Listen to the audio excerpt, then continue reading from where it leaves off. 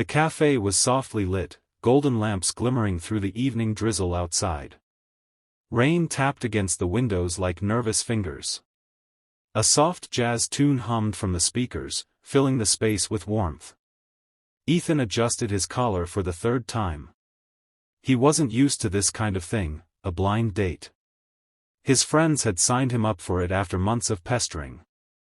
"You need to get out," they'd said. "You work too much." He sighed, checking his watch. 7:29 p.m. She'd be here any minute. He looked down at his reflection in his coffee spoon, a little older, a little wearier. It had been 3 years since he'd let anyone close. Since Maya. He pushed the thought away. This was a new start. Then, the cafe door opened, and time slowed. A woman stepped in, rain dripping from her umbrella. She wore a cream coat, her dark hair slightly damp, framing her face. Her eyes, deep, steady, strangely familiar, searched the room. When she spotted him, she smiled. Not shyly. Not nervously. But knowingly. She walked over. "Ethan?"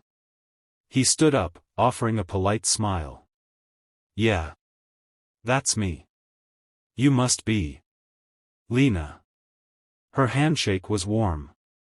Firm. But something about her made him pause. Her voice, there was something about it. They sat, the small table between them suddenly feeling like a bridge between two worlds. "So," Ethan said, trying to break the ice. "I have to admit, I've never done this before." She smiled softly. "Neither have I." There was a short silence. The waiter arrived, took their order, and left. Lena looked at him for a long moment. "You're nervous." He laughed. "Is it that obvious?" "A little." Her lips curved in a way that felt oddly nostalgic. The rain grew heavier outside. A flash of lightning painted the cafe silver for a second. Ethan felt like he was being watched, not in a bad way, but as if this moment was part of something bigger, something long overdue. "So," he said, "what do you do, Lena?" "I'm a teacher," she said. "Special education." He blinked. "That's amazing." She tilted her head. "And you're an architect, right? You build things that reach the sky." He chuckled. "Yeah, though lately I've been buried in deadlines more than anything." She smiled. "Still reaching, though." Her words carried a tone that felt deeper than casual conversation. Something about them stirred something old inside him. For the next hour, they talked, about movies, dreams, little things that made them laugh. But through it all, Ethan couldn't shake the strange feeling that she knew him somehow. The way she listened. The way she looked at him like she'd already memorized his face once before. Then came the silence. "Ethan," she said quietly, "can I ask you something?" "Sure." She leaned forward slightly, her eyes soft but unreadable. "You don't remember me, do you?" The question froze him. He blinked. "I'm sorry, should I?" She smiled faintly, a sad kind of smile that hid something fragile. "No. I guess you wouldn't. It's been a long time." He frowned, trying to place her face, her voice, her eyes. "Nothing." "I'm sorry," he said again. "You look familiar, but—" "I know." She looked down at her cup. "People forget. Especially the ones who are meant to forget." Her tone made his heart stir uneasily. "What do you mean?" Lena didn't answer right away. Instead, she took a small folded napkin and placed it on the table. "Do you believe in fate, Ethan?" He chuckled softly, still uneasy. "I'm an architect. I believe in design, not fate." "Then maybe this meeting isn't design," she said softly. "Maybe it's destiny trying to remind you." Lightning flashed again. Ethan's chest felt heavy. Remind me of what? She looked into his eyes, long, searching, then whispered, that you once saved a girl from drowning. The cafe noise faded away. His heartbeat filled the silence. What did you say? She smiled sadly. It was a summer afternoon. You were 16. I was 13. You were visiting your uncle near Lake Harrow. You pulled me out of the water after I fell off a pier. He stared at her. The memory struck like a bell, a flash of sunlight, water, panic, his arms dragging someone ashore. He remembered her coughing, gasping, crying. Her eyes, yes, those same dark, trembling eyes. Oh my God, he whispered. That was you? She nodded. You stayed until my mother came. Then you left. You didn't even tell me your name. He exhaled, almost dizzy. That was over 15 years ago. I never forgot, she said softly. I promised myself if I ever saw you again, I'd thank you. He smiled, still stunned. And you chose a blind date for that? She laughed, genuinely, warmly. No. Life chose it. My friend set me up too. I didn't know it would be you until I saw your name.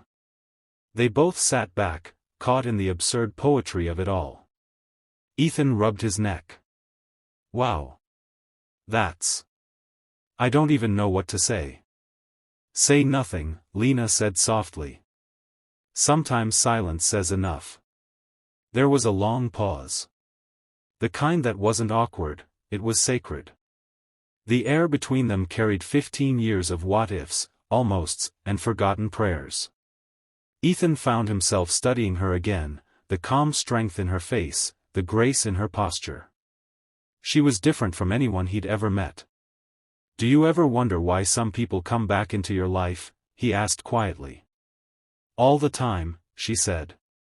Sometimes they come back to finish the story. He smiled faintly.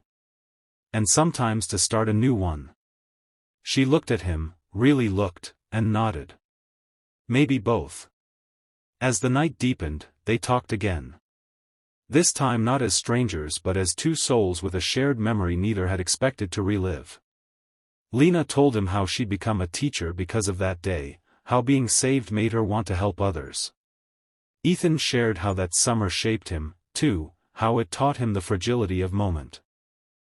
It was strange, almost haunting, how easily they connected. Hours passed. The cafe emptied.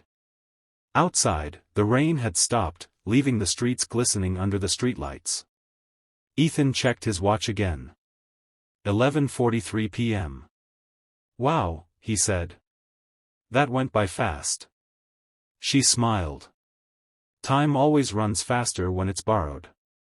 He frowned slightly. Borrowed? She hesitated, then said, You'll understand soon. He didn't know why, but a chill ran down his spine. They walked outside together. The night air was cool, fragrant with wet earth.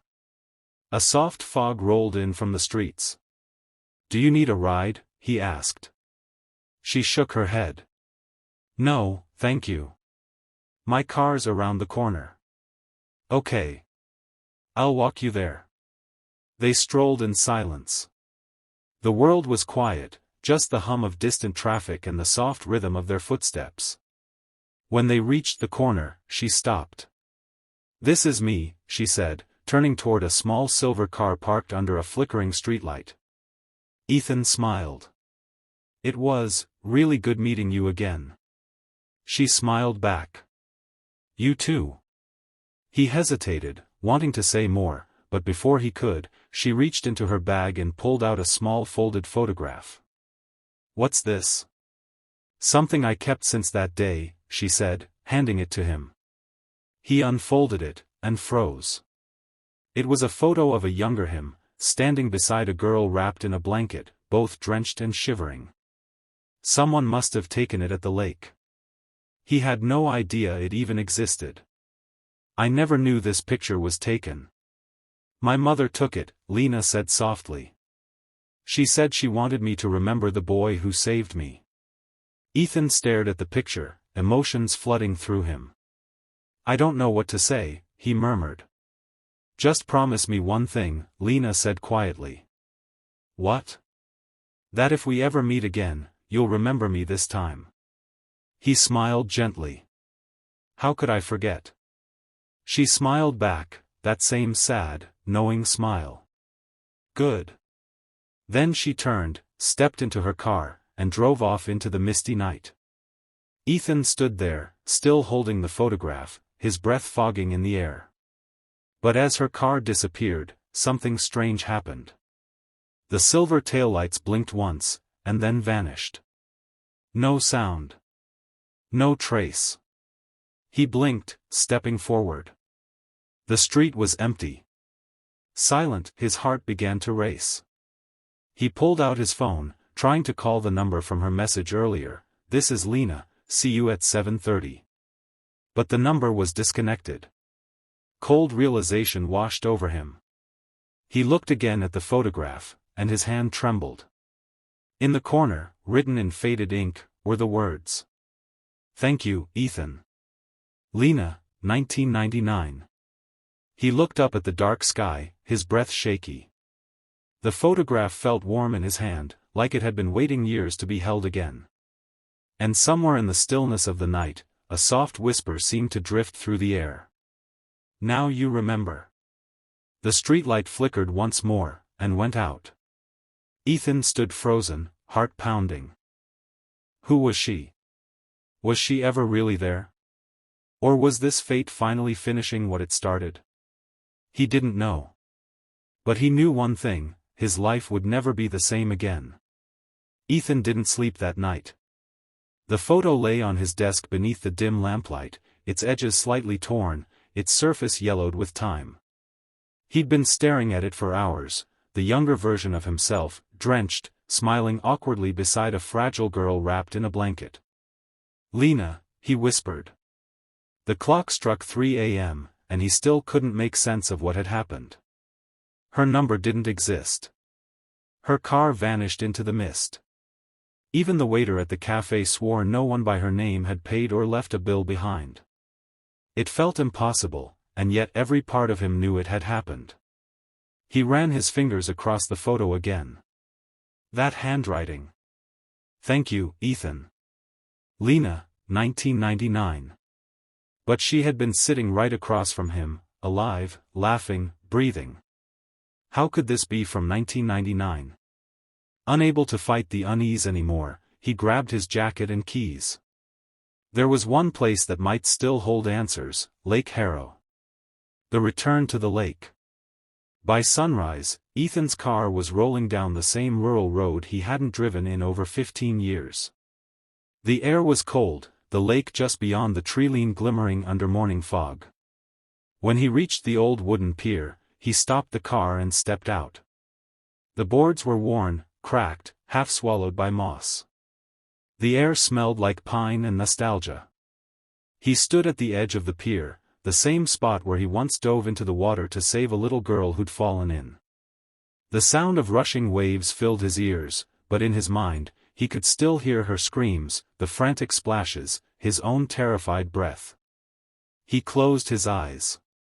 And for a moment it was all there again, the sunlight, the ripples, the trembling girl coughing water into his hands. He whispered to the wind, Lena, where are you? A soft gust brushed his cheek, almost like a whisper back. He turned, and froze. There, by the trees, stood a small stone marker. It looked recent, half covered in leaves. He walked toward it slowly, heart pounding.